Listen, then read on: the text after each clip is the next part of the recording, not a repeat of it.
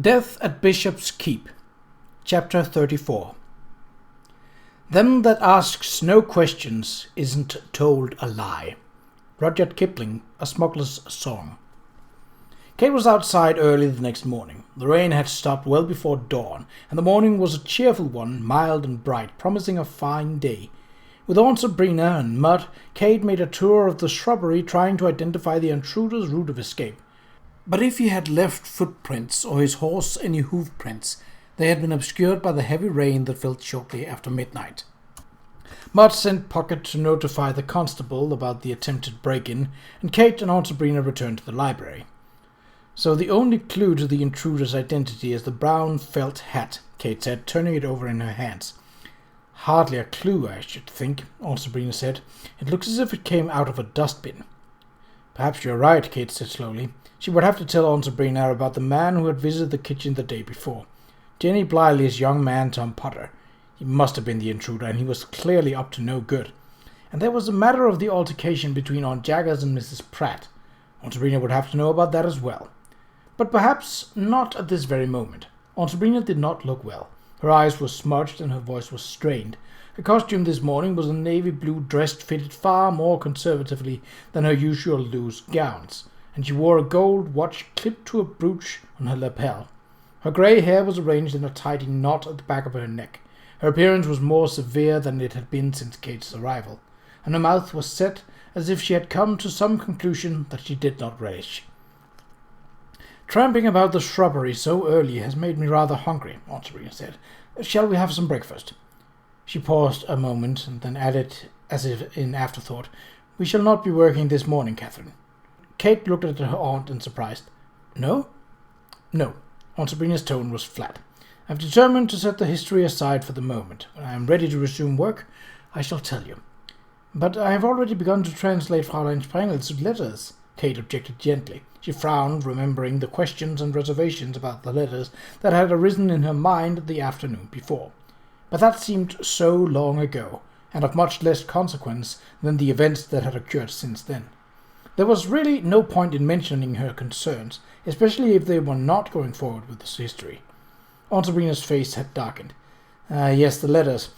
Please collect them for me, then cipher the document and its transcription and any copies you may have made of either. Aunt Sabrina's voice was firm, authoritative, and her manner invited neither remark nor rebuttal. Yes, Aunt, Kate said obediently, and began to gather the documents into a neat stack. She handed it to Aunt Sabrina. Is this all? Yes, Aunt. Aunt Sabrina took them. Thank you, she said. Please follow me. Without a word, she went from the room with Kate a half step behind, wondering at the determined set of the other woman's shoulders.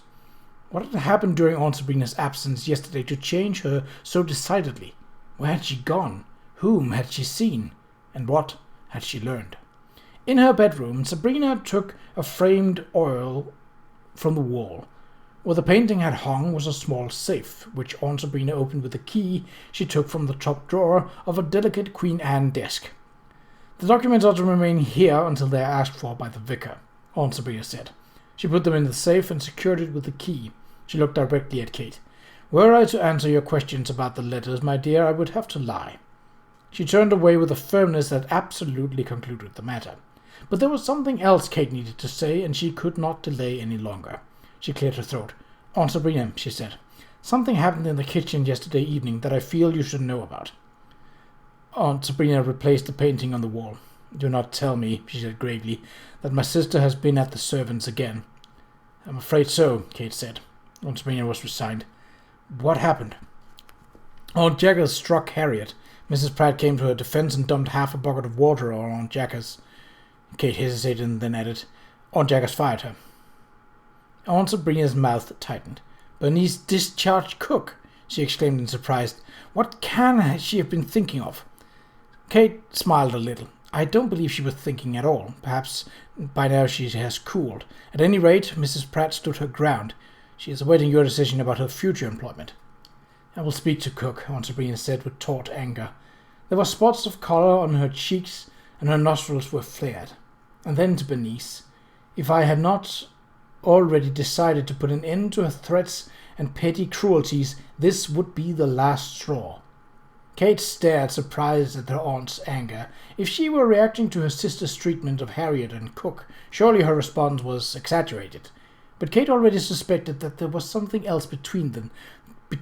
Some bitter secret Aunt Jagged had been holding over Aunt Sabrina like a dagger. It looked as if Aunt Sabrina had decided to take matters into her own hands. What was she going to do? Was she willing to risk the disclosure of secret information that Aunt Jagged seemed to hold? Aunt Sabrina turned.